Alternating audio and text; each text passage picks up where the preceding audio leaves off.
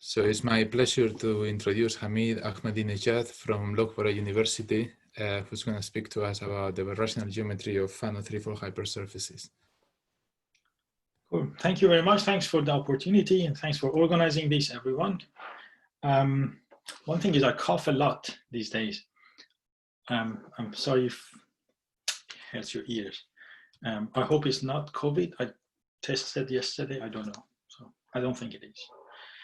Anyway, so the talk today will be very soft in the spirit of summer holidays, although it's not really like summer here. So, so the title is Birational Geometry of Fano Threefold Hypersurfaces, and I'm going to talk about various things in the talk. When I was much younger, a senior colleague told me never to start your talk by a theorem, and there you go. So, theorem that I will talk about today. So suppose you're given a hypersurface in a weighted projective space so that the resulting hypersurface X is a Fano threefold and it has terminal singularities. And more than, we need more than that. We need it to be Q factorial and so on. I get to all of that later on.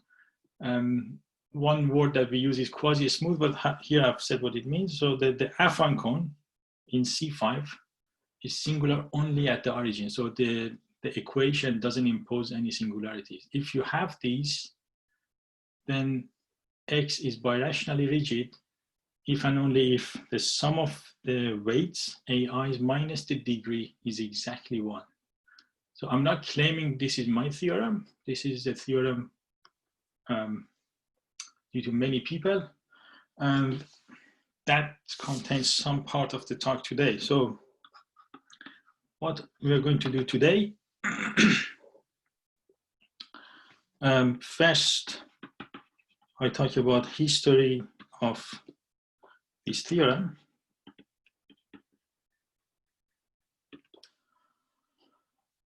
And then I generally talk about what this theorem is about.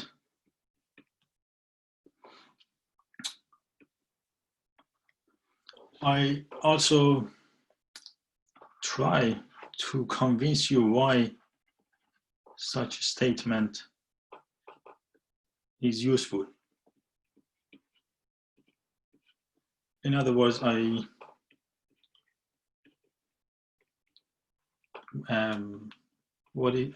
give you the general picture of birational classification of Fano threefolds and say where in that picture this theorem sits.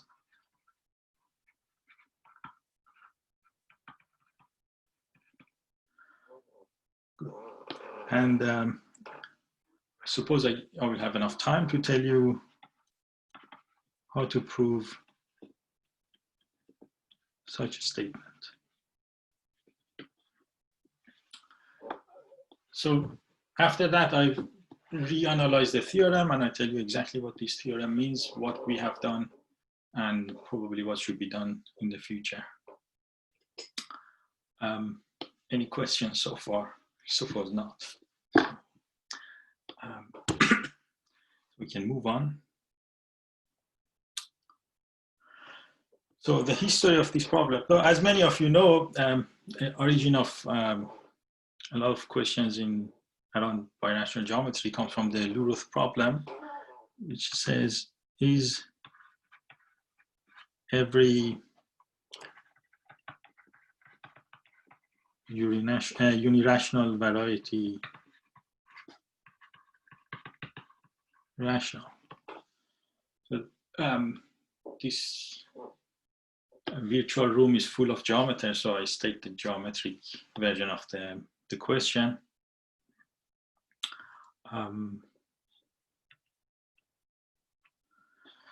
As you know, there are 3 famous counterexamples to this in the 70s, 80s. And the one that motivates the talk today is the counterexample by Iskovsky and Monin.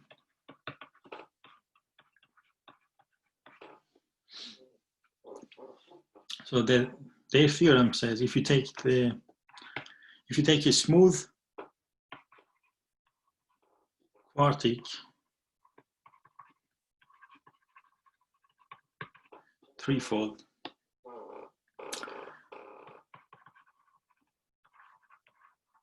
then every birational map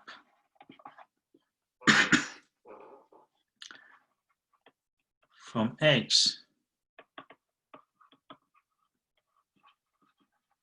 is biregular. So in the setting of this talk, this implies that X is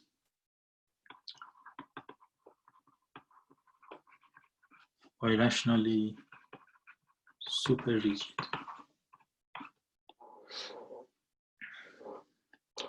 So obviously, so this is basically saying if you have a birational map from a smooth quartic to any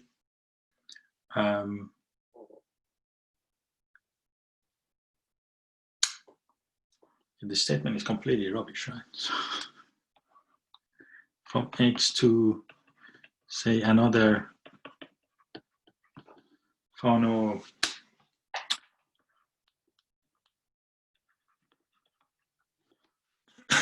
another Mori fiber space, then this is biregular. So anyway, so the consequence of this is that X is not rational.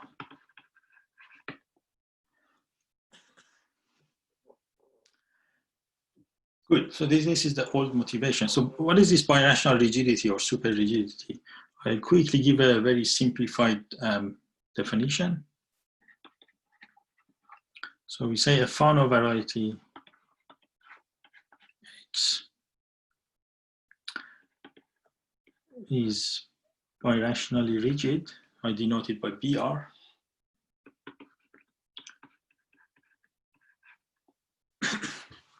If whenever you have a birational map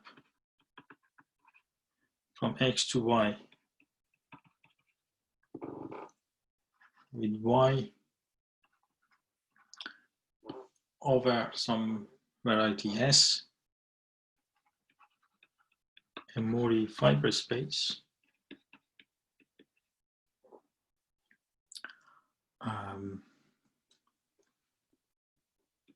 so whenever you have this, then you have the implication that X is isomorphic to Y.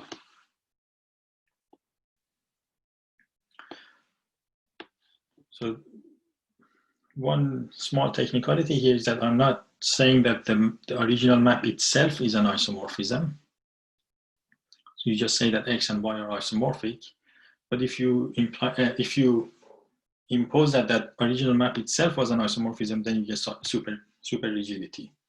So in other words, rigidity, birational rigidity itself gives you the freedom to have some birational self maps. But it's not very important for today's talk. So one example is the quartic, smooth quartic as above. So you may ask about other Fano hypersurfaces.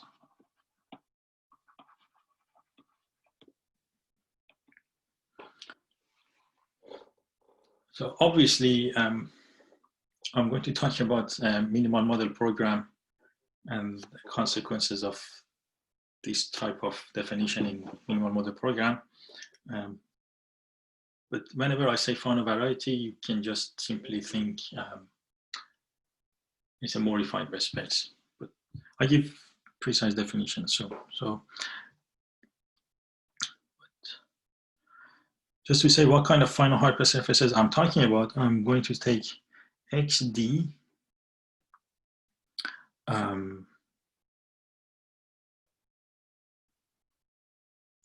as a, so XD let's be more specific. So X is given by a single equation of degree D inside the weighted projective space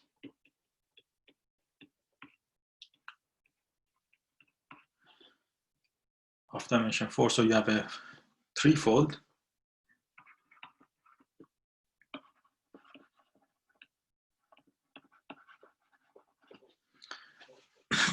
Threefold hypersurface.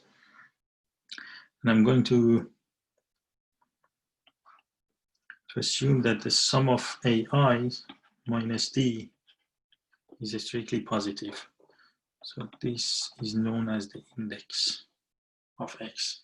So that positivity implies that this is Fano.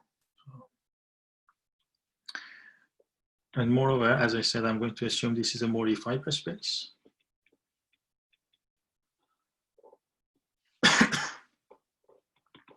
In particular, I impose that the Picard number of X is 1.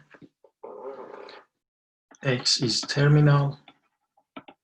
Has terminal singularities. If you're not really familiar with them, it's just simple singularities. The smallest category of singularities you can have for MMP to run. And you have some factoriality condition on X. So suppose you have such X, then there is a theorem by Korty, Pukhlikov, Reed in 2000. It says such X in P. So I'm going to denote this weighted projective space by just P. If X is general and quasi-smooth,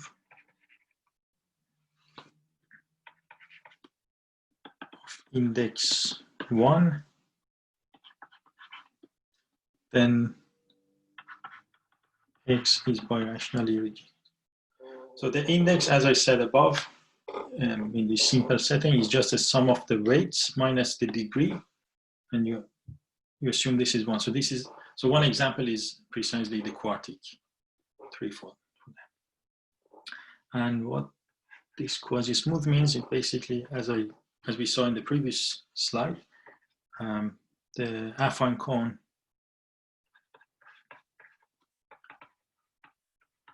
is singular only at the origin, meaning the equation doesn't impose any singularities on X. So all the singularities come from the ambient space. In particular, it's an orbifold. And the next theorem that came much later is by Cheltsov and Park. 2017 is the year of publication, so they proved it much earlier, I think. The theorem is basically same as above, without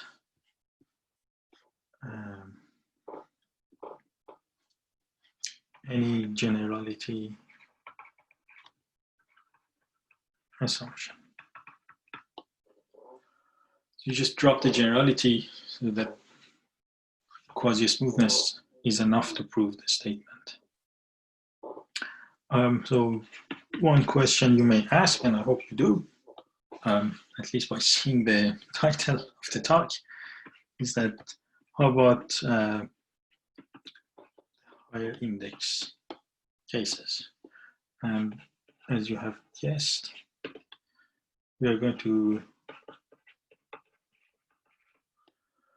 talk about why they're not rigid today. So this is a very brief history of these things. So this birational rigidity itself, there are many varieties that are known now to be birationally rigid or not. So for threefolds, I'm going to focus on the classification today, and I'm going to use this hypersurface case as a sample set of objects to hopefully convince you of a new way of looking at this problem. Good. So, any questions so far? Good. So the general construction, I'm going to first say why these kind of objects are natural to look at. So if you're given a Fano variety X, so X is a Fano threefold. And as before, I'm going to ask that this is terminal Q factorial. And because of the setup of MMP, I'm going to ask that the Picard number is exactly 1. And as before,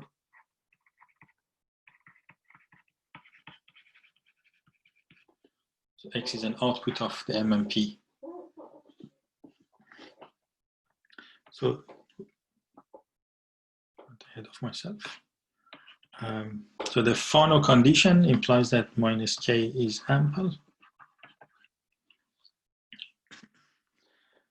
And so because of the conditions I've imposed, we know that the Picard number, Picard group is generated by one generator.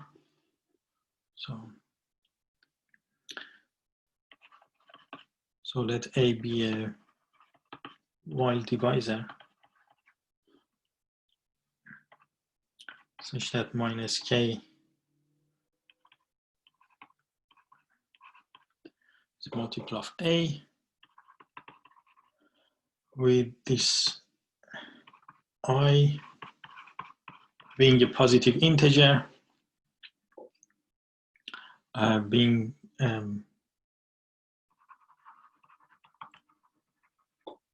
maximum possible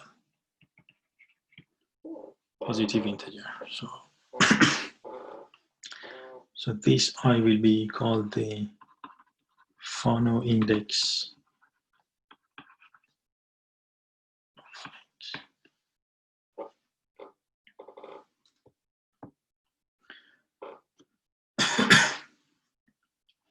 Now in this setting, I can construct the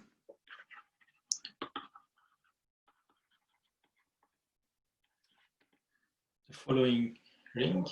So I'm taking the direct sum of all sections of this is completely. So I apologize for this. This is not, the previous one is not the ring I want to look at. So I want to look at all sections of multiples of A. And once I have this ring in hand, I can look at the generators of this, or the generators in different graded pieces. So this provides an embedding of X into a weighted projective space.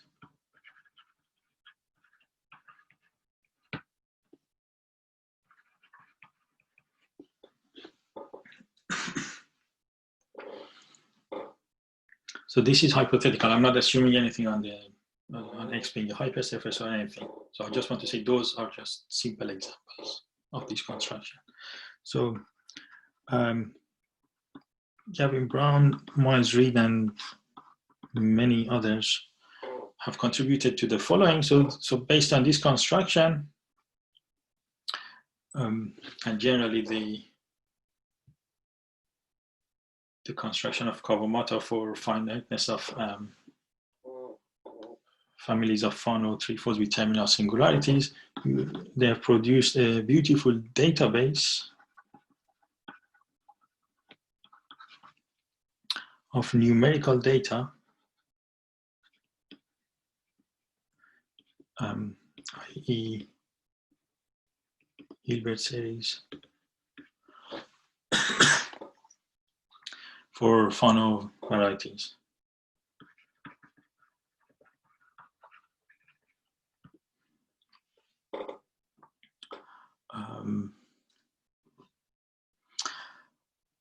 So, for example,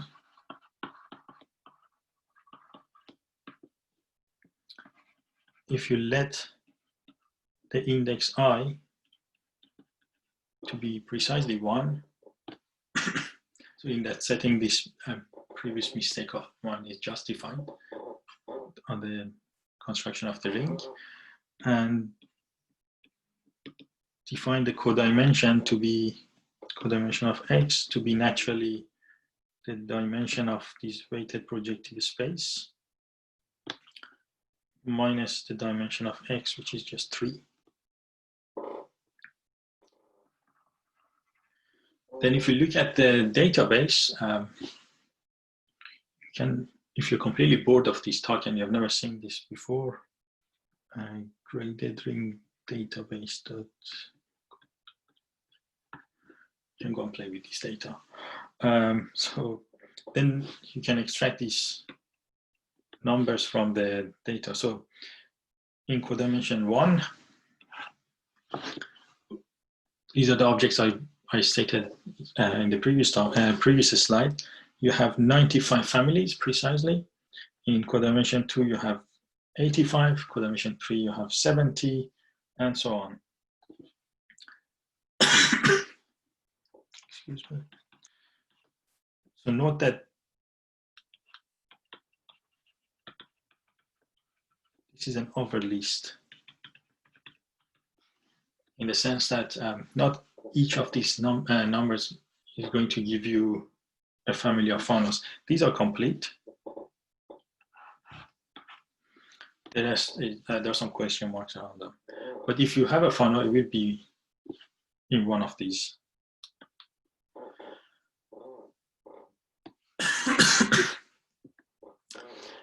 Anyway, so the total number here, I think it's something like 52,646. So now I'm going to continue this table.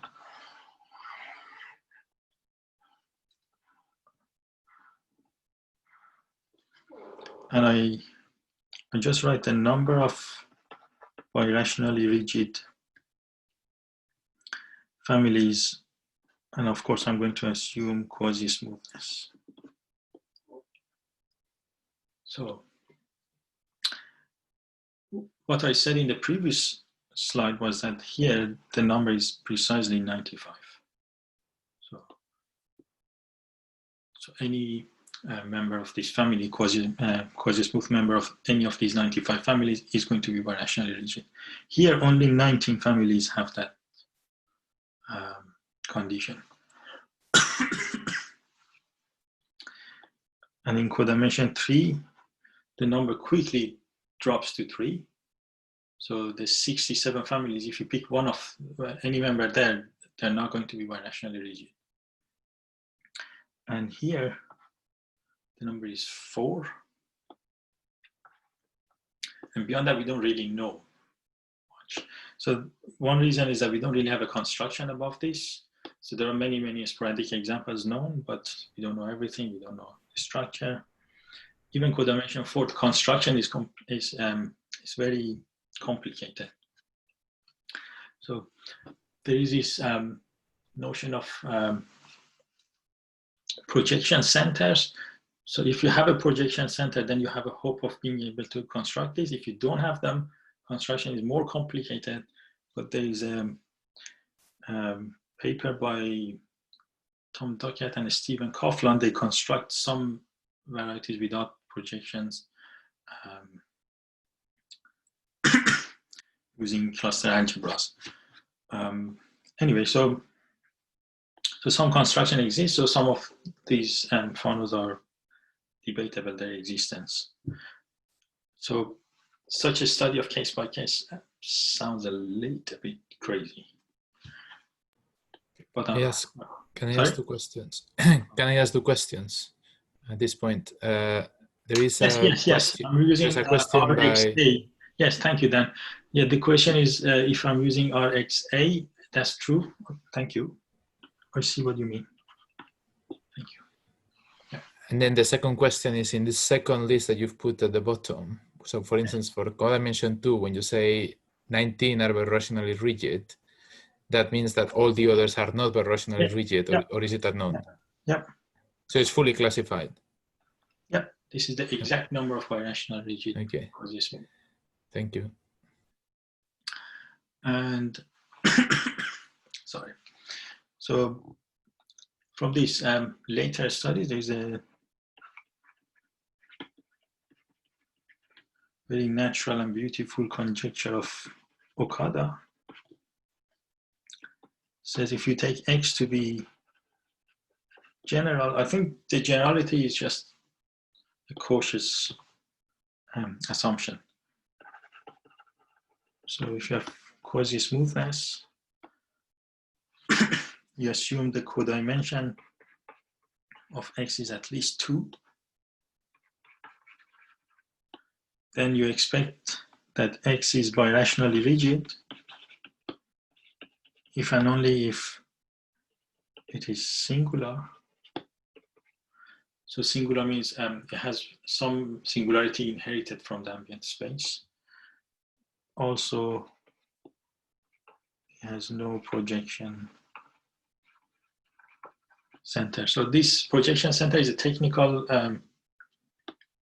language I don't want to go through, but it basically more or less determines the fate of the geometry of your variety. So this is just to say we're not completely lost, even though we don't have all these examples and we don't know much about them.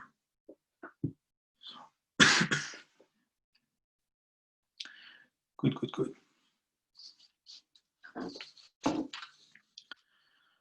So, any other questions? So just one thing about the question, if you write them in the chat, I'm probably going to see them. But in other places, I don't really see them. So, thank you. Good. So now I'm going to talk a little bit of philosophy here. So there's not much concrete mathematics, but I'm trying to convince you why we should look at these kind of things. So the aim is, as usual, birational classification.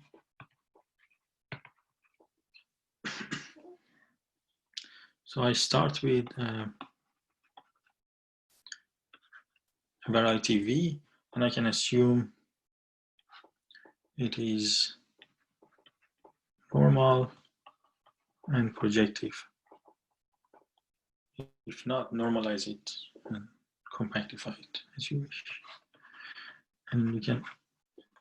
One thing I did not say is that everything I talk about is over complex numbers, but you should expect that from explicit birational geometry. So I'm going to take a resolution here.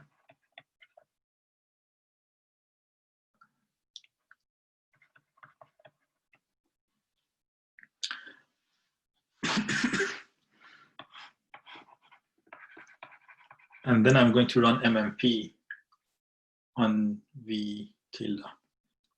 So once you do this, you end up with a variety X. So this is either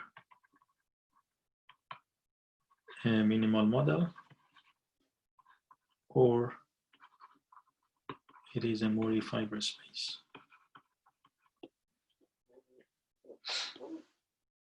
Meaning it comes with a morphism over a lower dimensional variety. So in dimension 3, X could be Fano. It could be a Del Pezzo vibration.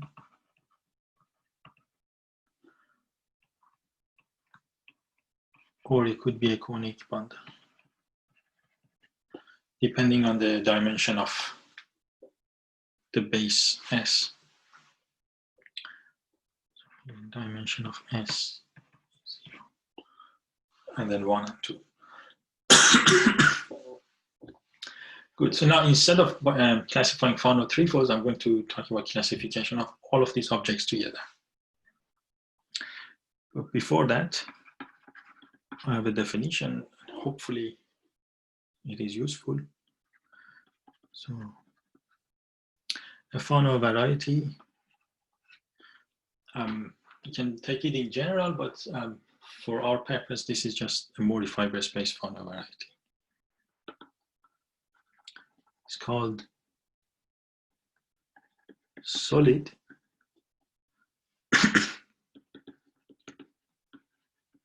if it does not admit a birational map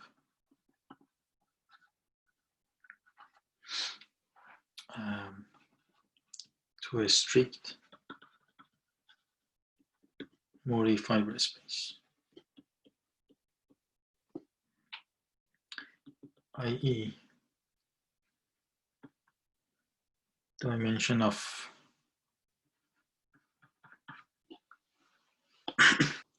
so by strict Mori fiber space, I mean the dimension of the base is at least 1. So in our case, del pezzo fibration or conic bundles. So you want to, so something is solid, a Fano is solid if it only maps to other Fanos. It never loosen up to a vibration.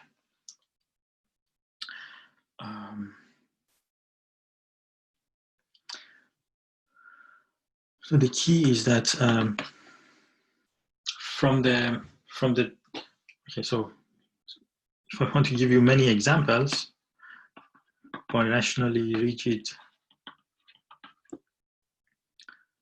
Fanos are solid, obviously, because they're only birational to themselves. So the key from some examples of solid Fanos we know, plus the study of birationally rigid Fanos, suggests that hopefully it's possible. I don't really know what possible here means, to classify solid Fano threefolds.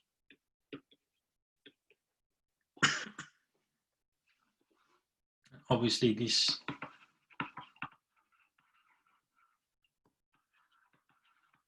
starts from studying birationally rigid ones. Now, I'm going to draw a picture. I'm not very good at these things. This is the picture. There's nothing more to it. So suppose this is the space of threefold Mori fiber spaces, all of them. So the aim of classification is to pick a good representative in each birational class. So you throw them in after MMP, and then I'm going to say you can make it even simpler. You can even do a bit more than MMP in this side of the story. Suppose you manage to classify solid Fanos, and then you list them here. And the study suggests there shouldn't be so many of them, if you think about it as a slight generalization of birationally rigid cases. Once you have done that, you go and study the pezzo fibrations that are not conic bundle. So you see, you look at those del pezzo fibrations that don't admit a conic bundle structure. If they admit a conic bundle structure, then the del pezzo fibration is not your model. Then you move into conic bundles, which are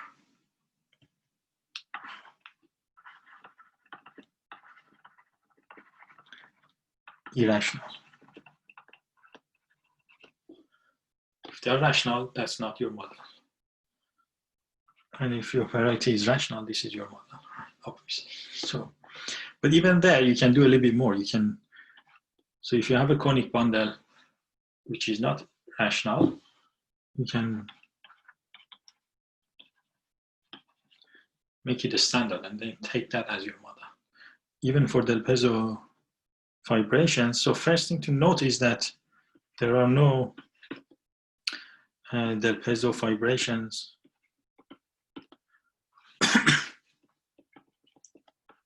with degree of your Del Pezzo, the degree of your fibers being 4 or above.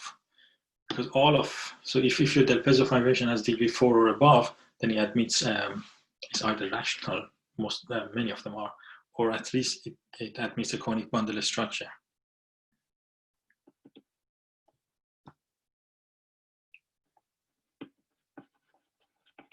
So in this second set, you don't have any of these. So you are only looking at degree 1, 2, or 3. And even those, you can simplify them for there and look at the semi-stable model. So this is supposed to be like the standard model of conic bundles for these vibrations. And the notion originates from the work of Koller. Anyway, I don't want to go through these today, but I'm happy to answer questions. Anyway, so this is the hope. This is like a general picture if it's possible. So one thing you have noticed is that so far, not much is known in higher index cases.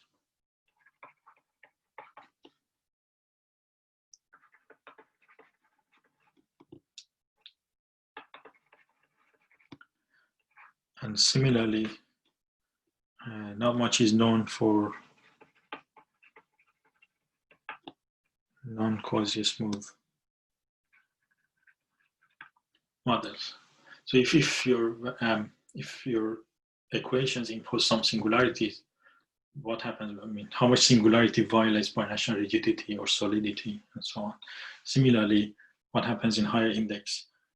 So there's a lot of work going on in both in the non-quasi-smooth case. I'm not going to talk about it today, but there are some good news there too.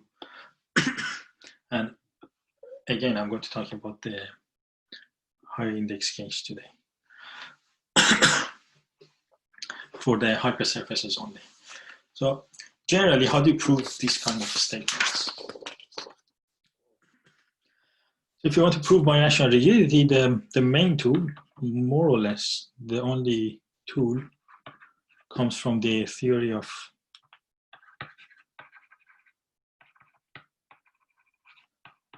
maximal singularities. And so it originated in the paper of Iskowski and Manning, but it's really developed by Puchlikov. And then there are some slight improvements here and there by others. It's very powerful. It works, not always, but it works pretty well if you know about the geometry of your objects. But again, I'm going to prove something is non-rigid today. I should say our expectation in the beginning when we started the project was that some of these will be birationally rigid, but then we surprised ourselves. So how do you prove something is not rigid? So obviously there is a famous method. It's called luck. So if you're lucky and find a map. So this is one way of finding something is not birationally rigid. But there is a systematic way in which we take advantage of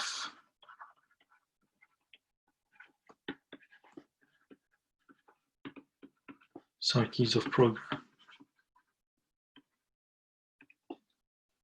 So I'm not going to give much explicit computations today, but I'll give you the general picture of how this works. So in a nutshell,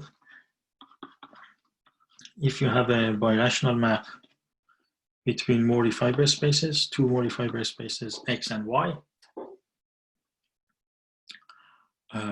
then this map factorizes into a finite sequence of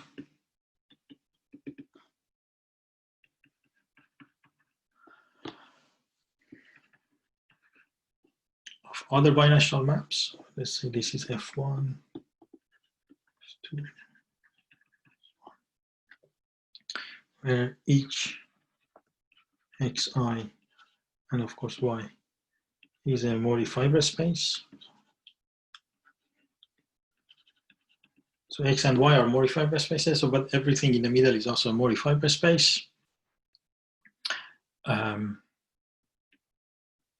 Each Fi is an elementary Sarkisov link.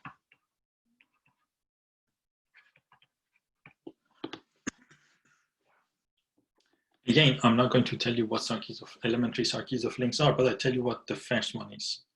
So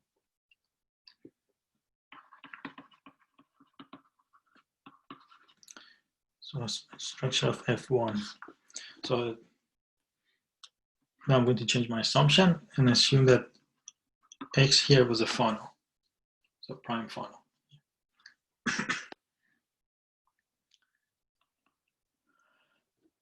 And in that case, there exists some curve or a point inside X. And you can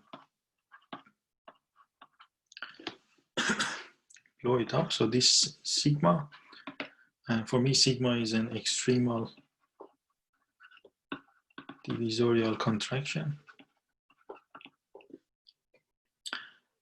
So it's not just a simple blow up, it's a blow up that after which you remain in Morley category. And is followed by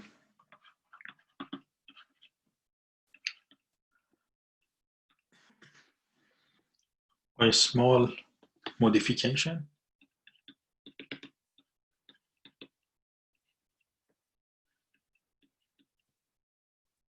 After finally many steps, you land in some yn with a map to Zn. So the key is that the Picard number of y is precisely 2. So this is known as the two-ray game. You basically have at most two choices of morphisms,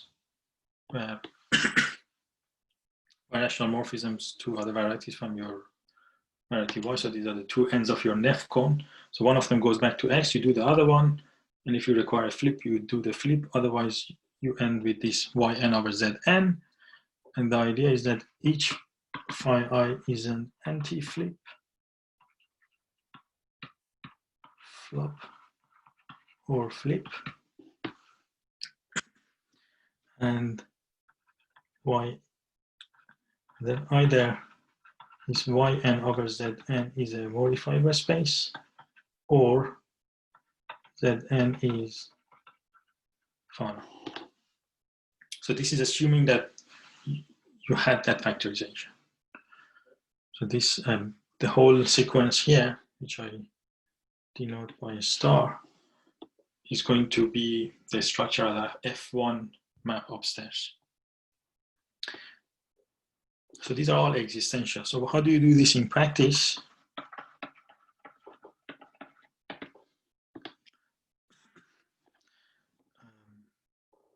Let's say for us, in this setting, you have your Fano inside the weighted projective space, and in it, as you recall, you have a singular point. You have some singular points coming from the ambient space.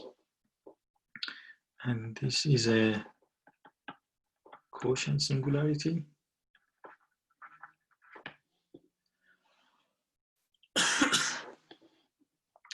So these are terminal quotient singularities, so Kawamata.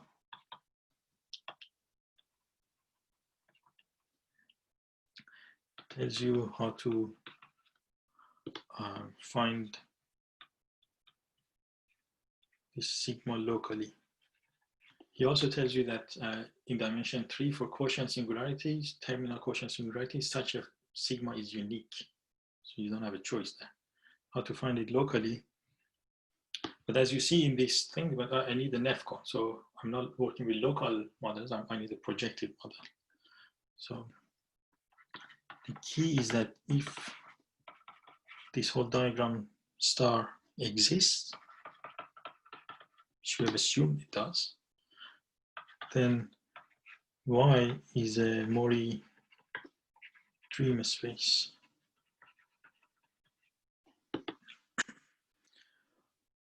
And why is that? Because some of these matters are going to be Fano upstairs. So by BCHM, this is bound to be Mori dream space. And in particular,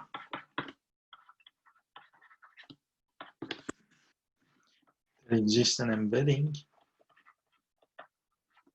of Y into some toric variety of Picard number 2, sorry, 2.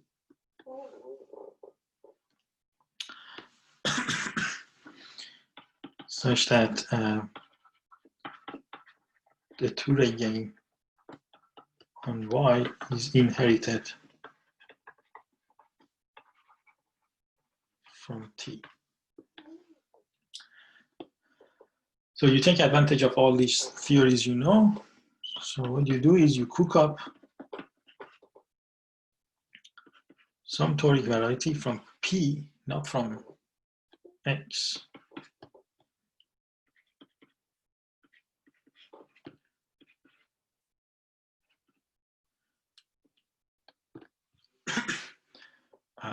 Sorry, there's a question. Yes, everything's terminal, right? Yeah. Thank you.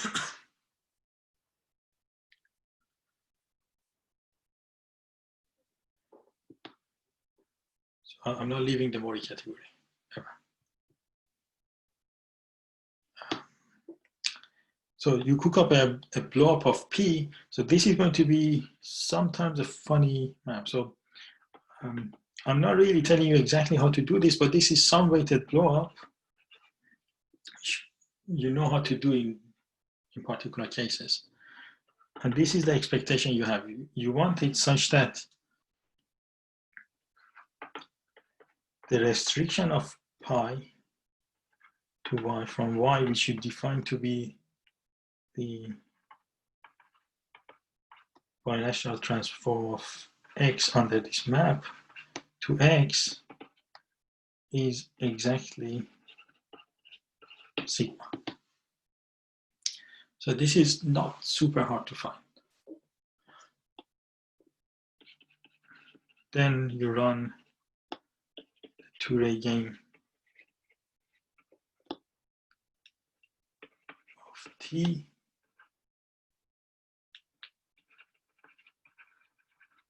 and restrict to Y and hope for best.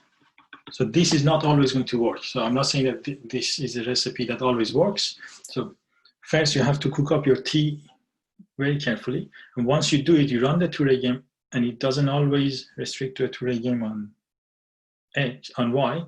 But if it doesn't, then there are other manipulations you can do to fix it, which I'm not going to go through, but there are ways of dealing with these kind of things. So this is the idea. So and the two-ray game on T is a toric one. This is toric, yeah. This is perfectly toric. And then you basically chase your Y under each map and see what happens throughout the game. Sometimes you're lucky. Sometimes you're lucky. If you're not lucky, then there are tricks you can do to fix your toric variety. You change your toric variety, and then you chase the game and you succeed. So in our theorem, you have both of these. So some lucky games, some So when you say this is systematic, but then at the same time you say, well, in practice, we normally have this. What happens when you don't have it? What happens when you cannot find embedding, or can you always find embedding into the toric variety? We always is a strong position. So a priori, you don't even know if you are going to have a non-rigid case, right? Sure. So it's a systemic approach to detecting your. Oh, I see what you mean. So it's not. So I see. Sometimes you're really good. You can actually find this toric variety T. You have a full Touré game, but your Touré game is not in the Mori category. But this is good. This kind of sits in the method of maximal singularity for proving something is rigid. So I guess in the case you started with, X is already a subvariety of P, so you know what T to take, or at least you have some idea on what T to take. Yeah. So there are some methods in hand. Yeah. So. Yeah. Okay. Cool. So some analysis, I'm going to show you lots of numbers, right? So this comes from the database. And this is the list of all Fano threefold hypersurfaces with index at least 2 and the rationality data. So according to the picture I gave you, if something is rational, we're not going to care about it. And obviously, if it's rational, it's not birationally rigid. So whenever you see, yes, so the rationality of these has been studied by many people in the past, in particular cases, but the full picture comes from the work of Okada. So if it is yes, I'm just going to cross them, right?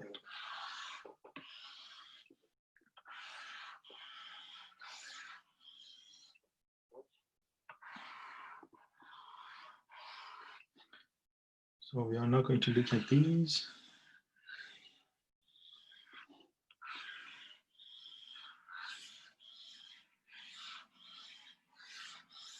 Good. So there are less of them left. And then the first 4 here, I'm going to say the first method, which you're lucky, works. And here you're not so lucky. And in a second, I say exactly what lucky means. And then here again, the first 3 you're lucky. Here you're not very lucky. And then everywhere else you're just lucky, right?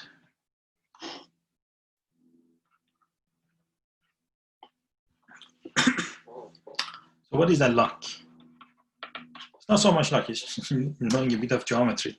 So if the index of your variety is strictly bigger than A0, A1, so the first 2 weights, then you look at the projection from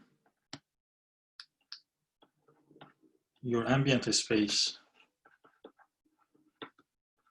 to this one-dimensional projective space P A0, A1. And then you restrict this to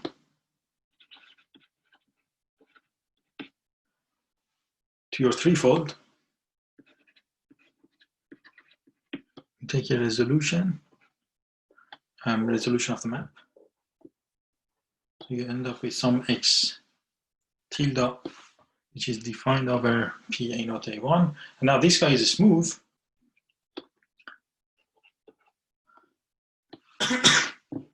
And so this X tilde is smooth. And this condition implies that the fibers have Kodaira dimension negative. So now you run relative MMP.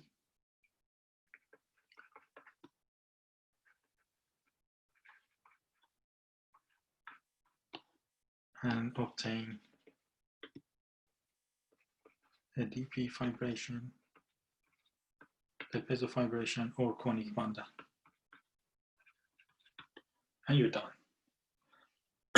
So it's lucky, but again, it's systematically lucky. And that's the story. So in the 5 cases that I've highlighted by star, you don't have that kind of map. So our study, which is following that recipe that I wrote down, basically in each case you take that particular point that I've highlighted in the map, and then you run your Touré game. Somehow you end up with a new model with that kind of singularity. So for example, in the first family, I have a hypersurface of degree 18 defined in weighted projective space 1, 2, 3, 5, 9. So in it, you have a 1/5 point of weights 3, 1, 2.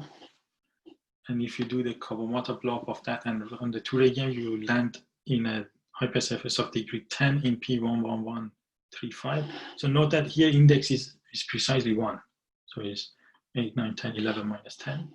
But then in it, you have a CE6 singularity. Anyway, so this is just some data produced. And we conjecture that these are solid. So in order to convince the reader that this conjecture is not just random, we also excluded with the method of maximum singularity any other cycle, any other center from the left-hand side of this diagram. So now it remains to study the right-hand side, but we don't have a classification of extremal extraction from those singular points. So once we have that in hand, things can be done. So anyway, so what is the consequence? So no birationally rigid Fano hypersurface.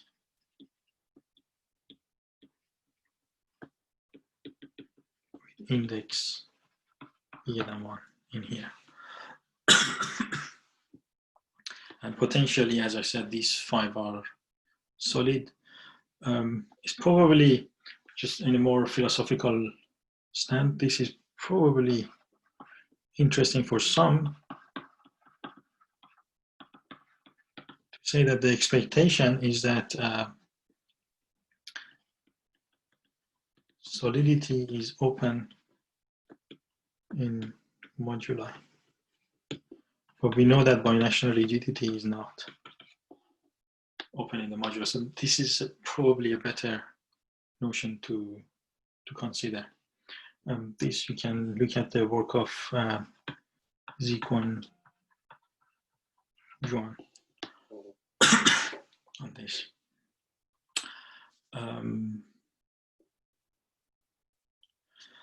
Anyway, so I've said what I wanted to say. I'm happy to listen to any questions if you may have. Thanks for listening. Thank you. Okay, there are no new questions in the chat. So if you have a question, just unmute yourselves and ask away. Yeah, I have a question, Hamid. Hello, Kosha. I write it in the chat. So suppose that you start with this Fano X. You use this Kawamata blow-up to extract a divisor, but is it really not possible to find a divisor in the anti-canonical system with bad enough singularity so that you can extract a divisor? Just similar to the maximal singularity technique. Yes, yeah. Is it known that this doesn't work? So what is the question here? The question is, if you find any divisor with bad enough singularities, if you can find a divisor in -k in a numerical sense, let's say a divisor B such that XB is not canonical, then you can always extract a divisor. Yes, yeah. Without any explicit calculation. Yeah. But Kosher, you need to have not just one divisor, you need to have a linear system. It should be a mobile linear system. If you just get one divisor which is not canonical, I don't think it's not going to give you the... It's not enough. Well, it will give you another more fiber space. If you have, it will give you a birational map to another Fano, maybe Fano or conic bundle or something.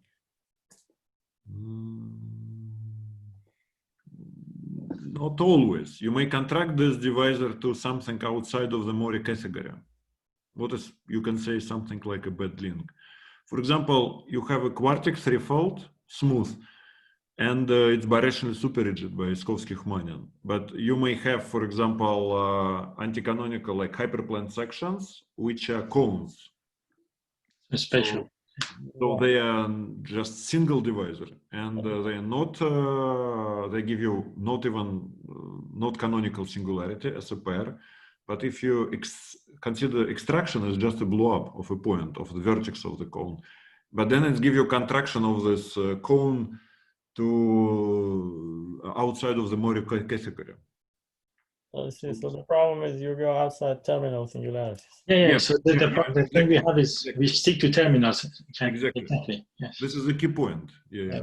And the example Vanya is talking about is in his paper on half pencils. Yeah. But if So you can get half pencils if precise. you use this technique with one divisor, if you get a Mori fiber space over a positive dimensional base, then you can always change it to a terminal singularity. So If it's a vibration, it's absolutely not rigid immediately. Yeah. Yeah, agree. okay, thank you. This is the thing. So for outsiders, when you develop the theory, you want to find the biggest category in which your theory works. When you want to do a fine classification, because we are not really able as humans, we try to find the smallest category in which it works. That's why we stick to terminal category. Otherwise, things are different. Hello, Kaori.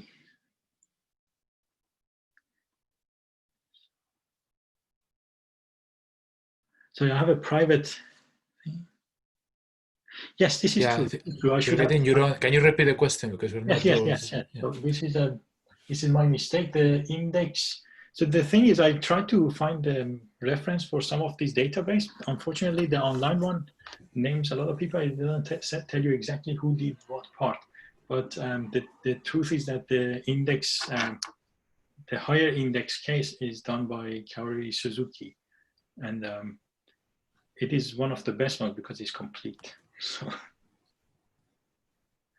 because some of the others, as I said, they're of a list. So this is precise. Another thing I should mention is that nothing stops one from going to complete intersections in higher index, or even beyond that. So, but I know there are some people around who are doing this. They're working. I'm not doing it, but some people are working on this. Cool. Okay. Are there any more questions? No? Okay. Well, thank you very much. It's been very educational, I think. Very interesting. Oh, thank you. I hope you were not bored. Thank you. No, not at all. It was really great. Thank you. Thank you, Hamid. Yes.